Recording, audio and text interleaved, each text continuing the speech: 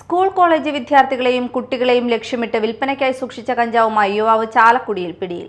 മാള പുത്തഞ്ചിറ സ്വദേശിയായ 21-കാരനെയാണ് Chalakudy police arrest ചെയ്തത്. മയക്കുമരുന്ന് കേസിനൊപ്പം ബാലനീതി നിയമപ്രകാരമുള്ള ജാമ്യമില്ലാ വകുപ്പും പ്രതിക്കെതിരെ ചുമത്തിയിട്ടുണ്ട്. സ്കൂൾ കോളേജ് വിദ്യാർത്ഥികളെയും കുട്ടികളെയും ലക്ഷ്യമിട്ട് കഞ്ചാവ് വിൽപ്പന നടത്താൻ ശ്രമിച്ച യുവാവാണ് ചാലക്കുടി പോലീസിന്റെ പിടിയിലായത്. മാള പുത്തഞ്ചിറ സ്വദേശി കളപ്പുരയ്ക്കൽ അഭിനന്ദ് കൃഷ്ണയാണ് അറസ്റ്റിലായത്.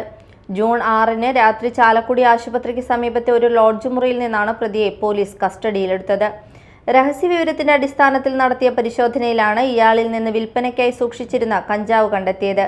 തുടർന്ന് narcotic drugs and psychotropic substances act പ്രകാരവും കുട്ടികളെ ലക്ഷ്യമിട്ട് മയക്കുമരുന്ന് വിൽപ്പന നടത്തിയെന്ന ആരോപണത്തെ തുടർന്ന് ബാലനീതി നിയമത്തിലെ ജാമ്യമില്ലാ വകുപ്പായ സെക്ഷൻ 77 പ്രകാരവും കേസ് രജിസ്റ്റർ ചെയ്തു.